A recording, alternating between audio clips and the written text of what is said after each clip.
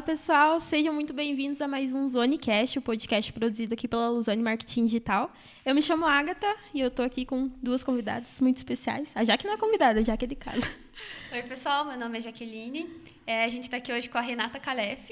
Ela é doutora em Políticas Públicas para as Mulheres, professora ali da Unicentro, da Campo Real, e também esteve ali à frente da Secretaria de Comunicação do município. Então, Renata, você pode se apresentar para o pessoal, contar um pouquinho da tua história também? Oi, pessoal, obrigada pelo convite, obrigada, Agatha, obrigada, Jaque, por abrir esse espaço para a gente conversar hoje. E é isso, eu sou jornalista, comunicadora, formada pela Unicentro, aqui de Guarapuava, e desde que eu me formei, há séculos atrás, eu atuo como comunicadora em diversos setores e em diversas áreas da comunicação, né? Tanto no jornalismo quanto às vezes no marketing, umas vezes na publicidade, né? Não muito sucesso assim em relações públicas, a gente vai levando. Mais ou menos essa minha trajetória aí desde que eu me formei em 2009, então já faz bastante tempo. Então, Renata, não, pode falar. A gente trouxe, né, a Renata justamente para a gente trabalhar nessa questão da comunicação e tudo mais como um todo, né? Eu lembro que na faculdade você falava muito da gente ser patinho, né? Então, é ver essa questão de você saber lidar com tudo e tal. Às vezes as pessoas brigam comigo porque eu falo que os alunos têm que ser patos, né? Que falam assim, não, tem que ser especialista. Eu falo assim que desde que eu entrei na graduação, tinha um colega do meu pai que falava, não, você tem que ser pato. Na vida a gente tem que ser pato. Você tem que saber nadar, você tem que saber correr, você tem que saber andar, você tem que saber voar. Nem que você não faça tudo bem, né? Mas se você souber fazer um pouquinho de cada, você vai se adaptando ao mercado. Eu levo essa filosofia até hoje, né? Então, quando a gente fala assim, às vezes ser pato é melhor do que ser uma galinha, né? Que coloca 25 mil ovos, mas ninguém dá valor para aquele ovo, né? Então, às vezes, vale mais a pena você ser um pato ali, se adaptar, ser adaptável ao mercado. Ainda mais o mercado de comunicação, que hoje, mais do que nunca, né? Ele está em extrema aceleração, extrema velocidade. E quem não se adapta a essas mudanças, quem não consegue se adaptar a essas mudanças, fica de fora do mercado. Então, o que a gente mais vê é profissionais deixando de atuar na área de comunicação porque não vão atualizar, né? Não se atualizam, não são patos, né? Não se adaptam a essas mudanças, a essas estruturas que achava que ia fazer isso para o resto da vida, né? Aquele jornalista, por exemplo, né? Vou dar o exemplo do jornalista que é mais próximo da minha área, que só ia chegar na redação e só ia escrever conteúdo, né? Que ia fazer uma entrevista, o outro ia escrever conteúdo. Hoje o jornalista ele tem que sair, tirar foto, ele tem que fazer vídeo, ele tem que postar nas redes sociais. E se ele não fizer isso, né? Pega seu chapéu e vai embora, né? Porque vai ter alguém mais novo no mercado que vai estar apto a fazer. Então, eu acho que a filosofia pato ainda segue sendo a minha filosofia. Você tem um currículo aí bem grande, né? Você passou por vários lugares, colocou em prática a filosofia de ser um patinho. Mas a gente queria saber como é que você começou na comunicação. Eu acho que um pouco vem de berço, né? Eu sempre fui muito comunicativa, sempre fui uma pessoa que gostava de conversar, gostava de atuar, mas optei pela comunicação por acaso, né? Eu não sabia que faculdade que eu ia fazer, e aí minha irmã tinha um namoradinho dela que fazia jornalismo e falou assim: faz jornalismo, é a sua cara. E ele falou assim, nossa, é a sua cara, isso tem tudo a ver com jornalismo, né? Vem eu louca aqui, faz vestibular, passo em jornalismo, chego aqui sem saber nada de jornalismo, que foi o primeiro vestibular que eu fiz, passei, por sorte, o azar do destino, né? E aí comecei a ter o conhecimento sobre o que era o jornalismo, sobre o que fazia o jornalismo, porque eu não fazia ideia. Eu gostava muito de escrever, gostava muito de ler, mas não fazia ideia do que era ser jornalista. E aí, o primeiro ano, eu passei, como grande maioria das pessoas, dos calouros, né? Passei vagando pela faculdade, tentando me encontrar, saber se era isso mesmo que eu queria fazer. E aí, a partir do segundo ano, já comecei a trabalhar. Já comecei a trabalhar na área porque me chamava, né? Muito me instigava. Então, eu fui trabalhar em curso de inglês, fazer marketing. Naquela época nem existia marketing digital, ainda era marketing no telefone. Você pode falar assim, telemarketing. Não. Eu fazia o marketing da escola, eu não vendia, né? Eu ligava, eu falava o que a escola tinha de bom e tudo mais. E aí, depois disso, eu já fui trabalhar na Unicentro mesmo, na TV da Unicentro. A gente tinha um telejornal diário, uma loucura para um estágio na Unicentro. E aí, assim que eu saí da graduação, eu tinha certeza que eu ia achar 1000 empregos, né? Óbvio que não achei. Fui trabalhar na área que eu detestava na graduação, que era jornalismo impresso. Então, eu sempre falo, né? Nunca fale que você não vai trabalhar em um lugar, porque é bem esse lugar que vai achar emprego. Aí, eu fui trabalhar nesse jornal, trabalhei lá no jornal de Pomerode, no interior de Santa Catarina, durante um ano. voltei de Pomerode para uma cidade menor ainda, São Lourenço do Oeste, que é a cidade que os meus pais moravam na época, e eu fui ser coordenadora de comunicação, assessora de comunicação da Secretaria de Desenvolvimento Regional, que é uma espécie de governo do estado. É uma sede do governo do estado. Era, né? Na época que era descentralizado. Então, eu trabalhava no governo do estado de Santa Catarina, mas nessa regional, né? Que a regional ficava em São Lourenço, onde eu tive oportunidades incríveis, pude cobrir as Paralimpíadas Escolares nacionais, né? Então, fui representando a delegação de Santa Catarina como jornalista, me abriu várias portas. E aí eu tive que escolher, eu sempre quis dar aula, né? Então eu tive que escolher quando eu passei no mestrado. Aí eu abandonei o mercado durante 1 ano, não consegui ficar longe do mercado, aí fui trabalhar na Unicentro de Irati, e aí logo depois começou a campanha política, fui trabalhar com o deputado federal, fazer campanha eleitoral, e aí saindo de lá eu passei no doutorado, aí de novo tive que abrir mão da carreira para me dedicar aos estudos. E aí fui fazer o meu doutorado em Curitiba, fiquei lá durante 1 ano, e aí eu fui convidada pelo ex-prefeito aqui, o César Filho, para trabalhar aqui na assessoria de comunicação como jornalista. Eu voltei para cá, fiquei durante quase 2 anos trabalhando na assessoria da prefeitura, e aí passei na Unicentro, estava dando aula e estava trabalhando, até que chegou um momento exaustivo, que não dava mais, e aí eu optei só por dar aula, né? E aí foi passando o tempo, eu nunca consegui sair muito do mercado, sempre ficava com os freelas, algumas coisas. Fui dar aula em Ponta Grossa, aí voltei, fiquei na secretaria aqui de comunicação, o César me chamou de novo, quando o Pacheco faleceu. Ele me chamou para encerrar o mandato aqui, eu estava cansada da estrada, né, não estava satisfeita lá em Ponta Grossa, e aí eu resolvi topar esse desafio. Muito porque eu defendo a participação política de mulheres, e aí eu negar uma oportunidade dessa era como eu negar tudo que eu falo, né, tudo que eu defendo.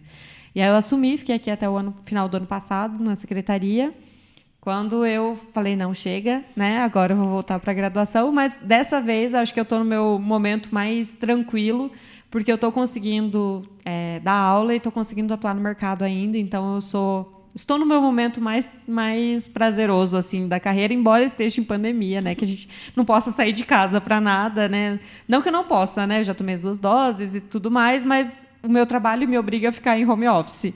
Então, essa é a minha jornada. Acho que eu não esqueci de nenhum momento. E é legal, Renata, você trazer essa questão da adaptabilidade, né, do profissional no mercado, porque é um dos valores que a gente tem aqui na Luzone, né? Então, como que foi assim, você se adaptar a esse novo normal, digamos assim, estando ali à frente, né, da comunicação, ali na secretaria e tudo mais? A Jaque está acompanhando essa jornada também. A Jaque estava comigo, dividindo o choro e os risos, né, Jaque?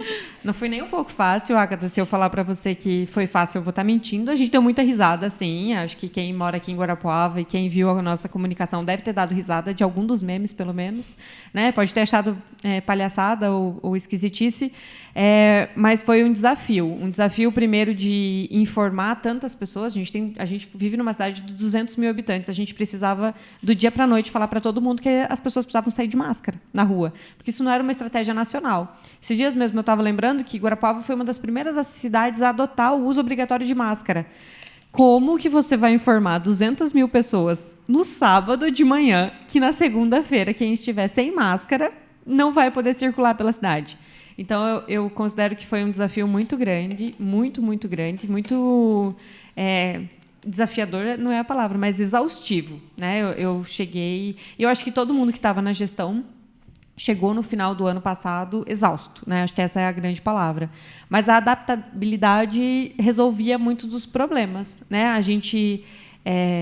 fazer as coisas do jeito que a gente acredita e escutar também quem está do outro lado, né? Muitas vezes a gente fazia as coisas e não era bem aceito, a gente se adaptava a compreender o que as pessoas queriam escutar, o que as pessoas queriam ouvir, e entendia isso através da comunicação. Eu acho que esse foi o grande marco da minha passagem, da passagem de toda a equipe, né? Não gosto de falar que sou eu sozinha, né? Mas de toda a equipe ali, foi exatamente perceber isso, quanto a gente podia evoluir escutando as pessoas e conversando com elas da maneira mais limpa possível, da maneira mais transparente possível.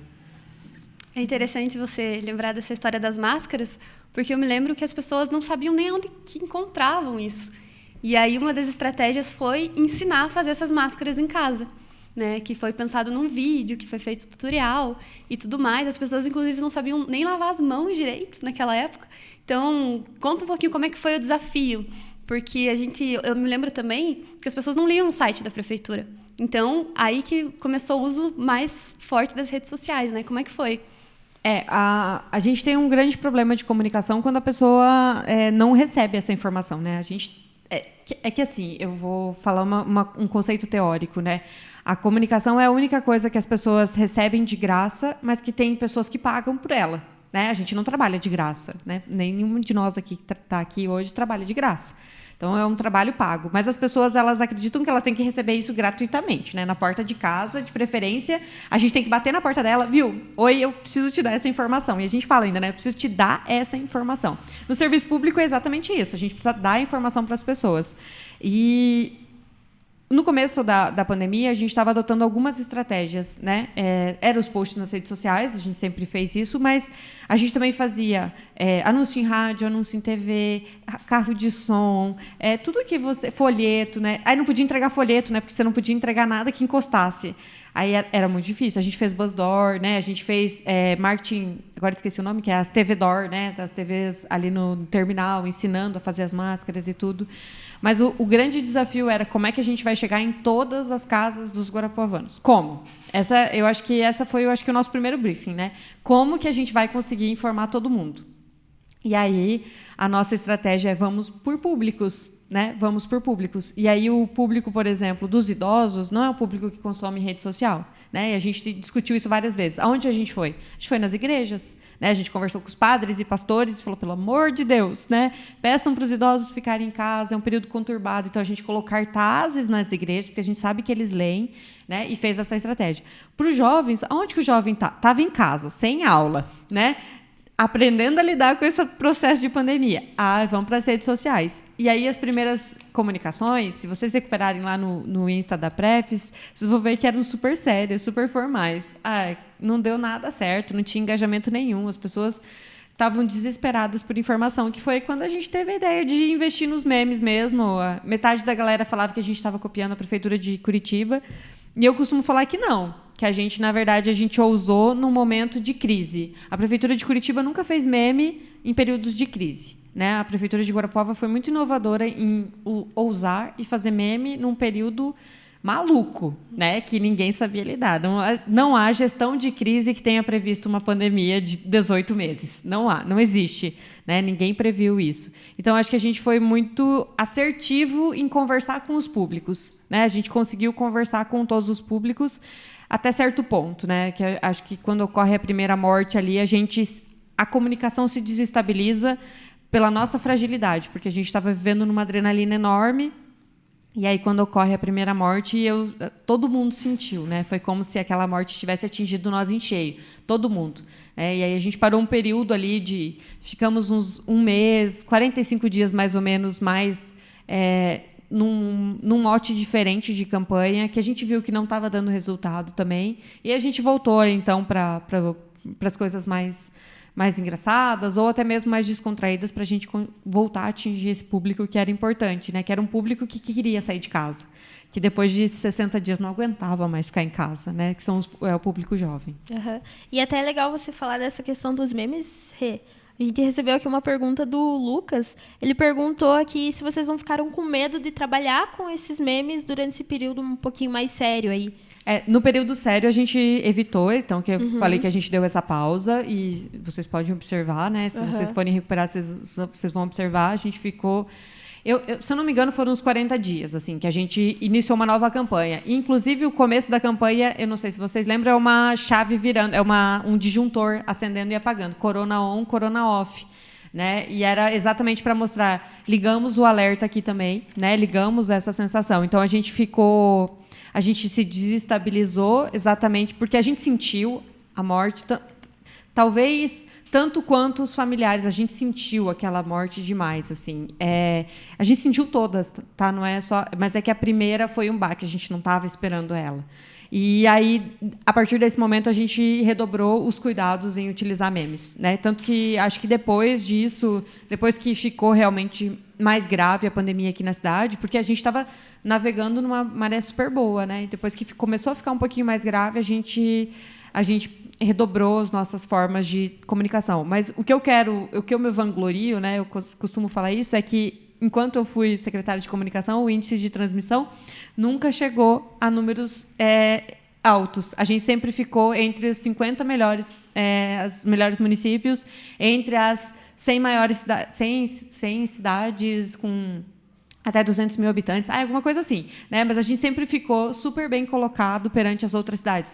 A gente era exemplo. A gente fez palestra no Japão, os japoneses vieram falar com nós, tipo, o que vocês estão fazendo aí que está dando certo e tal. A gente sabe que é a cultura do povo, mas é a ideia de que as pessoas compraram a comunicação também, entenderam o jogo, a gente se valoriza por isso, né? Então eu gosto de falar assim, olha, até dezembro ali os índices de transmissão estavam bem controlados. É óbvio que depois estourou no Brasil inteiro, tá? Não é só aqui, Guarapuava, que a gente estava vivendo num oásis, não é isso. Mas eu me orgulho muito de ter ajudado muitas pessoas a não terem morrido, né? Porque eu acho que a comunicação faz a diferença nesse processo pandêmico. E os memes ajudaram, né? Se a gente pode garantir alguma coisa, é que muitas das pessoas que viram aquele meme lavaram a mão de uma maneira diferente, lá o jeito Gensu de lavar as mãos, lavou a mão de uma maneira diferente. Quando chega numa fila, já imagina a capivara ali, né? 2 capivaras de distância, já fala assim, acho que aqui cabe uma capivara, né? Então, acho que a gente conseguiu fazer algumas alternativas que fizeram a diferença, com as pessoas rindo, que eu acho que a gente estava vivendo num momento tão triste que a nossa alegria era passar alegria para as outras pessoas. Então, acho que a saúde mental já estava tão para baixo, né? A gente não podia fazer uma comunicação triste também. É uma questão de empatia, né, com o teu público, com a pessoa que você está comunicando. Porque, que nem você comentou, as pessoas já estavam ali num momento triste. Aí, se você vem e bombardeia elas com mais notícias tristes e lida com a situação de uma forma triste também, aí a tua comunicação acaba não sendo assertiva, né? Você acaba fazendo o efeito contrário. Eu lembro de uma prefeitura um governo que fez uma propaganda que era um caixão, não sei se vocês lembram, que era o próximo pode ser você, estava penduradinho no dedo. E eu lembro que a gente recebeu um bombardeio, vocês deveriam fazer esse tipo de comunicação. E daí eu falava assim, gente, para que eu vou anunciar uma morte que não existe? Né? Vocês têm que entender que não existem mortes nessa cidade. Para que eu vou mostrar uma foto de um necrotério, trazer uma coisa triste para uma cidade que está bem? Né? Uma cidade que está conseguindo controlar a pandemia. Então, para que eu vou trazer tristeza num ambiente que já está triste? Né? Você olhava as pessoas na rua, as pessoas tinham medo. Né? Eu acho que faz um mês, mais ou menos, que eu saí de casa e eu falei assim, meu Deus, como é bom sair e as pessoas estarem dando risada, né? Nem que seja com a máscara, até parece que o sol voltou a brilhar. Então, para que eu vou trazer tristeza nesse momento que já está triste? Né? Para mim, não faz sentido. É empatia, é amor, é cuidado com as pessoas. Uhum. Então, a gente está mais atrelado a esse ambiente mais empresarial, né? Essa questão da assessoria mais presente ali no empresarial mesmo. Que conselhos você dá aí para esses empresárias que estão acompanhando a gente? Invistam em gestão de crise, invistam em planejamento de gestão de crise. Parece balela falar isso, né? Parece, Renata, isso princípio básico da assessoria de comunicação. Eu estava preparada para todas as crises que vocês possam imaginar. Eu não vou contar elas aqui, óbvio, né? Mas a gente estava preparado para umas 3 ou 4 crises diferentes, né? Ainda mais que era ano eleitoral e tudo mais. Então, a gente estava preparado. Óbvio que veio a pandemia e todas as outras crises foram por água abaixo. Ainda bem, né? Não queria lidar com elas. Mas o investimento e pelo menos traçar o que vamos fazer se acontecer uma crise. Eu acho que esse jogo aberto, essa compreensão de todos os envolvidos no processo, ela tem que estar muito clara, muito, muito, muito clara. Eu falo isso porque eu tinha um alinhamento com o prefeito, com os secretários, de chegar e falar assim, ninguém fala até eu falar, né? Até a gente conversar e a gente falar que tem que falar. Eu acho que, então, compreender o que vai fazer diante da crise é o primeiro passo.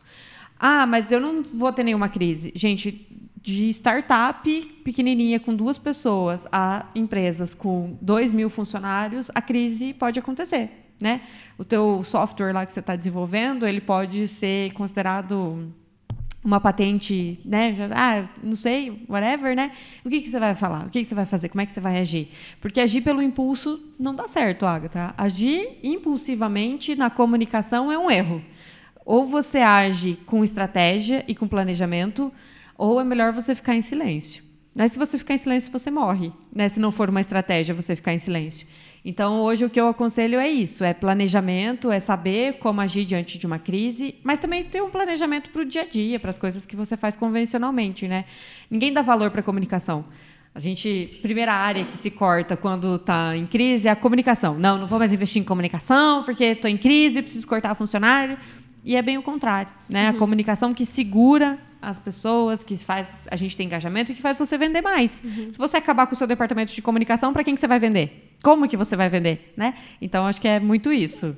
A gente discutiu bastante isso porque veio esse questionamento, assim, né? Tipo, a gente tentou lidar também aqui, né? A gente nasceu digitalizada já, né? A gente é uma empresa digitalizada. Então, para a gente foi mais fácil comunicar dessa forma. Mas aí a gente via empresas que nunca tinham visto o Instagram, sabe? Então, a gente trabalhou, né, vendo referências de outros lugares também, né, de como essas pessoas se portaram, né, dentro das redes, do digital como um todo, né? Acho que é um desafio de todas as empresas hoje no cenário global é se comportar diante da internet. Embora eu ainda ache que tem muita empresa que não tem que entrar no digital, não. Né? Tem empresa tradicional. Gosto de falar de uma principal, a Favorita aqui de Guarapuava. Você acha que a Favorita precisa entrar no digital hoje? Não vejo necessidade alguma, né? Se passa lá em qualquer horário do dia, está cheio de gente lá, porque o público dela não necessariamente está no digital, sabe? Eu sei que eu preciso comprar só tem na Favorita, né? Mas daqui 10 anos, quem sabe, as pessoas que compravam na Favorita não vão saber que tem lá na Favorita, né? Essas pessoas não vão mais estar consumindo. Então, eu posso não querer estar no digital hoje, mas será que daqui 5, 6, 7 anos eu não vou precisar estar no digital? Então, eu vejo muito isso. Você pode até convencer, a empresa pode até me convencer que ela não precisa estar no digital hoje, mas você tem que ter um plano para estar no digital a qualquer momento, né? Porque você vai precisar vender nessa rede. A nova geração praticamente só consome através da internet, né? Então, eu mesma, né? Não sou da geração nova, mas agora, ainda com a pandemia mais impulsionada ainda, todo dia o correio bate... Todo dia não, né, gente? Não sou rica, mas vira e mexe o correio está batendo lá em casa porque faltou alguma coisa. Né? E eu acho que isso, na pandemia, impulsionou muito. Quando eu tive suspeita de Covid, até o mercado ia na minha casa. Né? Olha qual é a vantagem. Tem uma tia do meu noivo que, inclusive, não vai mais no mercado, porque ela descobriu as facilidades do delivery. Né? Então, acho que hoje investir em comunicação é investir no futuro da sua empresa. Né? Acho que não existe mais empresa sem o digital hoje. Existe por um período determinado de tempo. E pensando aí mais para frente, né, daqui 10 anos, onde a maioria vai precisar estar digitalizada, como que você vê a importância das empresas estarem bem posicionadas aí no meio digital? Vai fazer a diferença se elas vão estar vivas ou não daqui 10 anos. Né? Se ela vai estar viva ou não, vai depender de como ela vai se posicionar no mercado hoje. Ninguém planeja o ontem. É impossível você planejar o seu passado. Eu devia ter feito isso. Bom, você não fez, agora a bola para frente vai fazer uma coisa que teu concorrente não vai fazer daqui 5 anos. Né? Então, você tem que se antecipar. Se você não se antecipar, você está fora do mercado. Eu vejo muito isso hoje. Eu vejo as empresas que eu auxilio, né? Eu falo auxilio, né? Mas que eu presto serviço, elas têm investido cada vez mais em e-mail marketing, que é uma coisa que tinha morrido. Né? Se a gente pensar 5 anos atrás, quem mandava e-mail marketing, né? E hoje, sei lá, né, por que cargas d'água voltou. Quem sabe daqui 5 anos volte o Facebook com tudo. Eu odeio o Facebook, mas eu vou ter que estar adaptado, então eu vou ter que estar posicionado aonde estiver, no TikTok, no Instagram, no Twitter, no Facebook e no LinkedIn, por que não, né? Mas eu vou ter que estar posicionado em todas as redes com estratégias cada vez mais vendáveis para eu poder me inserir no mercado, senão, infelizmente, eu vou morrer. É isso que eu acredito hoje. E a saúde mental fica onde? Coitado dos comunicadores que tem que lidar com todas essas redes, né? Por isso que a gente está tendo especialistas de cada rede, né? Tem uma empresa que eu atuo que eu escrevo só texto para LinkedIn, por exemplo. Então, vocês imaginem que a maioria desses textos que vocês leem aí, né, quem faz, na verdade, é o produtor de conteúdo. E especializado em LinkedIn. Gente, quem é o LinkedIn hoje? Né? Quem fala no LinkedIn? Cases de sucesso, né? Cases de venda através do LinkedIn. Sim. Então, às vezes, a gente olha só... a minha empresa vai se posicionar só no Instagram. Né? Eu vou cuidar das minhas redes sociais da minha empresa, vou aqui fazer no Instagram, vou postar as fotos do look... Você vai morrer. Meu sobrinho faz, né? A gente ouve direto essa também. Não, eu amo isso. Eu vou contratar uma blogueira, ela vai fazer para mim uma vez no mês e, ok, né? Você pode até ter uma rentabilidade imediata ali. Mas e você vai fidelizar teu cliente? Seu cliente vai continuar consumindo depois disso? Ou então você vai ser lembrado, né? Que eu acho que esse é o principal, né, o gancho do marketing. Você vai ser lembrado quando alguém falar roupa, vai lembrar de você? Não vai, né? Porque a outra pessoa já se posicionou, o blogueiro já foi para outra empresa, e aí você está ali pateando porque seu sobrinho faz, né? Porque eu faço, porque eu sei fazer bem, porque...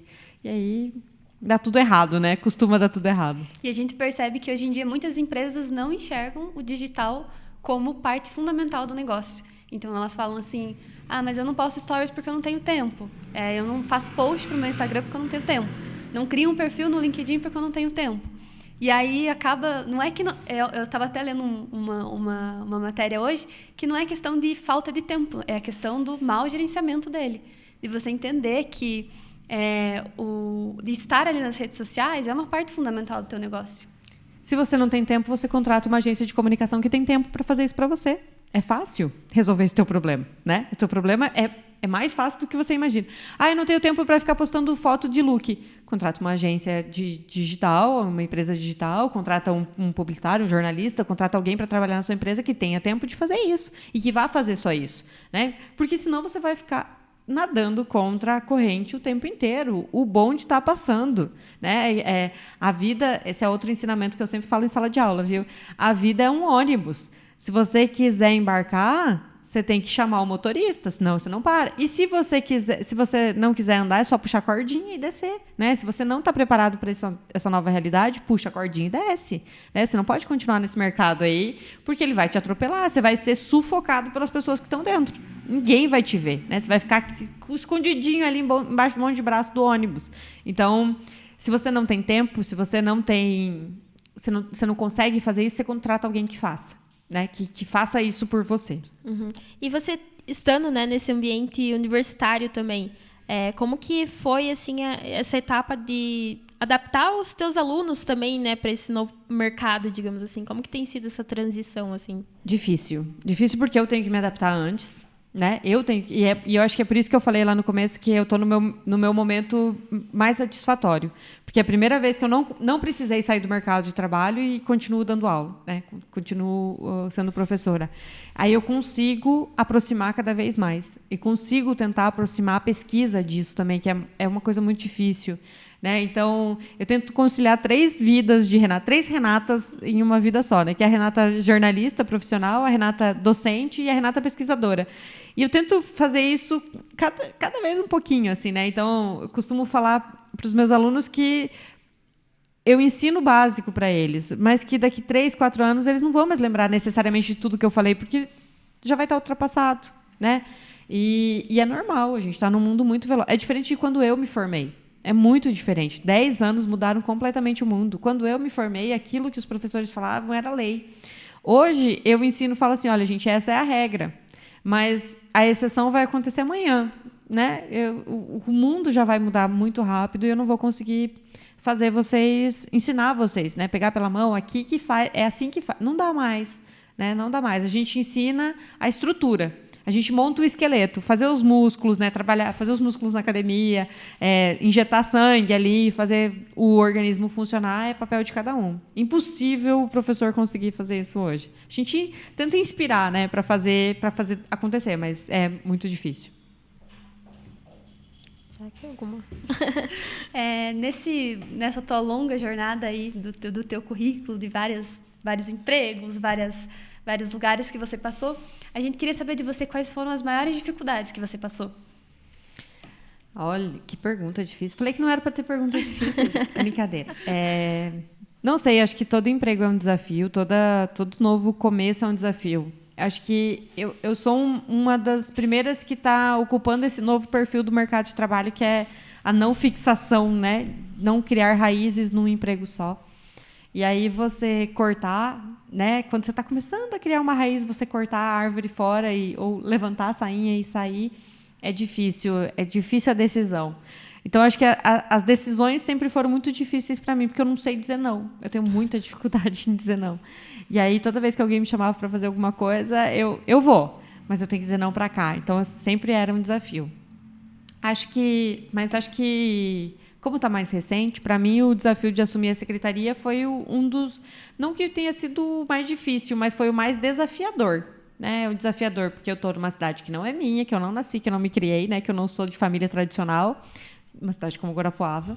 É uma cidade em que eu vivo há um certo tempo, mas que eu não tenho essas raízes, né? Como eu tenho em outros lugares. E porque eu estava num momento que eu não estava no mercado de trabalho, eu estava na docência, né? Parecia que eu tinha parado por 3 anos.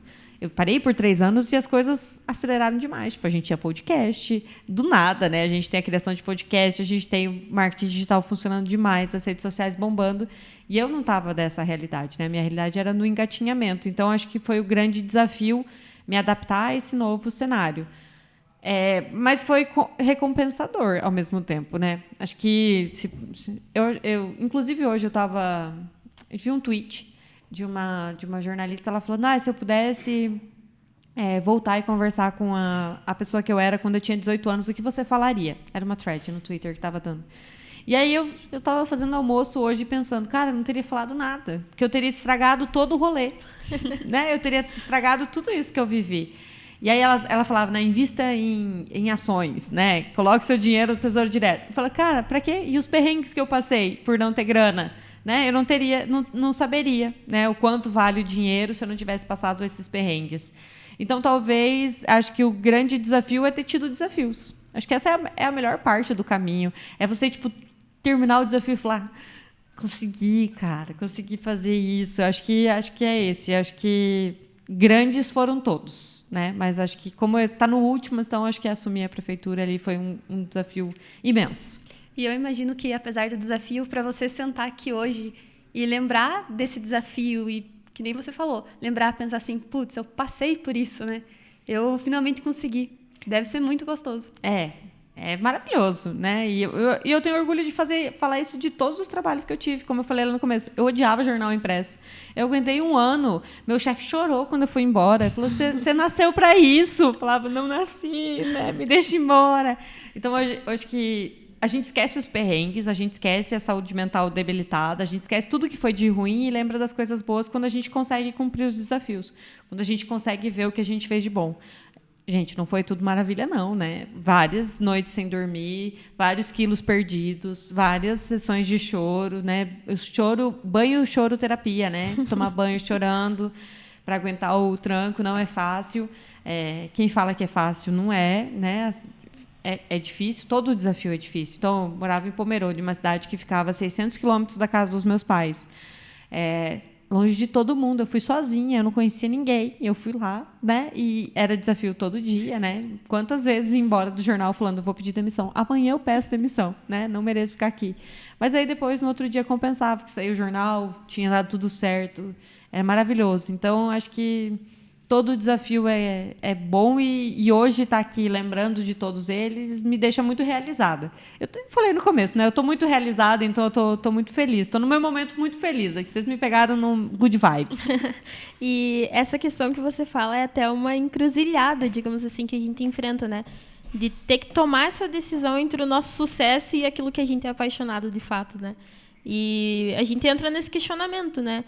Como que você tenta inspirar esses teus alunos aí, porque você já lidou com alunos que acabaram de sair do ensino médio, né? Então, como que é, assim, você passar que esses desafios são importantes aí para o mercado de trabalho, para a vida como um todo, assim? Eu conto história. Eu acho que é a melhor maneira de mostrar que todo mundo se ferra, desculpa o palavrão, mas eu acho que é a melhor maneira de mostrar que não é tudo bom, não é tudo bem. Costumo contar história. Conto história de perrengue, do dia que eu troquei o nome do delegado pelo policial militar, que eu levei fumo, né? Conto história de que eu não queria fotografar o morto e meu chefe me fez fotografar o morto. Conto história de que eu não sabia dirigir, mas eu menti que eu sabia dirigir, porque eu tinha carteira. E aí, quando chegou a pauta, eu tinha que sair de carro e eu olhava para o pedal do carro e falava, alguém me ajuda, pelo amor de Deus, né? Alguma luz aqui para eu lembrar o que faz com esses pedais. Acho que a melhor maneira de você mostrar para quem está saindo do ensino médio e quem está também prestes a sair para a faculdade, acho que o 4º ano é muito, muito isso, né? Muito tenebroso, é mostrar que a vida não é perfeita, né? A vida não é a propaganda do Instagram, né? A vida é perrengue atrás de perrengue, mas a parte boa é isso, né? A parte boa é viver isso. talvez se não tivessem os perrengues não seria bom, né? A gente não daria valor para as coisas quando dão certo, que é exatamente isso que a gente estava falando. Então, acho que eu tento demonstrar nessa maneira, mostrando que quantos tombos eu levei para estar aqui hoje. Acho que os tombos ninguém conta. Eu adoro contar meus tombos. Se vocês ficar aqui, eu fico horas contando todas as coisas erradas que deram até dar certo, né? Até a gente conseguir fazer dar certo. Isso que você falou é muito importante, porque você contar os tombos que você deu é, às vezes, mais inspirador do que você esconder eles. Eu me lembro quando a gente estava na secretaria, que às vezes eu sempre tinha uma história para contar, e aí você também sempre tinha uma parecida. E aí eu pensava assim, nossa, se até a Renata já passou por isso, por que eu vou ficar triste por isso, por alguma coisa assim? E aí eu me inspirava, pensava assim, não, então se a Renata também passou por isso, tá tudo bem, eu também vou conseguir passar. Para quem não me conhece e não conhece a Jaque, a gente cai na rua, assim, sem querer, né? Acontece. Não são os tombos só no mercado de trabalho, são tombos na vida, literais, né? Exatamente. Mas é exatamente isso. Eu acho que a gente inspira muito mais com os erros do que necessariamente com os acertos. Porque acertos tem de monte. É só você abrir o YouTube e digitar cases de sucesso que aparece. Coloca lá cases de fracasso para ver quem conta, né? Quem conta o fracasso? E eu adoro contar, cara. Eu dou risada. Eu me divirto com as minhas trapanadas, né? Eu me divirto com as histórias das coisas que não deram certo. Eu acho que elas são as fundamentais quando a gente está falando de ser professor, né? A gente tem que contar a parte boa, mas tem que contar a parte ruim. E aí, até falando dos seus alunos, né, Alessandra, que mandou aqui que a gente fala para a Rê mandar um abraço para a gente. Então, oi, Elê, os beijo. alunos aí acompanhando. Abraço para os alunos, todos que foram meus alunos na Unicentro, na Campo. Saudade de todos, assim, ó, tem alguns que eu esqueço o nome. A gente estava tentando fazer aqui o recurso de memória aqui, né, de lembrar todos, onde vocês estão, e a gente lembrou de todos. Viu? Mas tem alguns que eu já... Ai, gente, eu tô ficando velha já, não lembro de todos. Alguns, prof, eu falo, ai, meu Deus, eu não lembro quem é você. Desculpa a todos que me conhecem, eu esqueço de quem vocês são. A máscara tem dificultado bastante a minha vida. Mas, então, aí, já finalizando, né? Não sei se você quer deixar um recado pro pessoal que está acompanhando aí. Não sei se eu já não falei tudo, né? Não falei demais aqui, já eu sou muito conversadora, né? Eu converso demais. Mas queria agradecer o convite de vocês, da Luzone, por estar aqui hoje. Desejo sucesso, que vocês continuem rumo ao topo. Né? Eu vim aqui várias mensagens de rumo ao topo, que vocês sigam esse trajeto e que vocês possam fazer história, né? Que vocês consigam atingir muitas e muitas e muitas pessoas. Vocês estão no caminho que é o futuro do mercado, né? Então, invistam e sejam muito, muito felizes, que esse que é o principal. Então... Até com os tombos, tá? Já que até com... Então, até a gente quer agradecer, né? Eu lembro que em uma palestra que eu vi tua, você falava muito sobre inspirar as pessoas, que esse era o teu maior sonho, né? Então, a gente te convidou aqui justamente porque você inspira a gente e a gente quer passar isso para quem está assistindo, para os nossos clientes, para quem quer conhecer mais sobre a Luzone também, porque a gente acredita, né, que se a gente disseminar essas histórias é ainda mais legal lidar com esse mercado novo ainda, que a gente está descobrindo, desbravando, né? Mas se a gente tiver histórias assim como as suas, é legal. Acho que você tocou a minha meta de vida, né? Ser um pato é uma meta de trabalho, né? Ser inspiração é uma meta de vida. Uma vez eu escutei de alguém e eu carrego isso como meta de vida, como sabe aquela coisa que é a fé, né?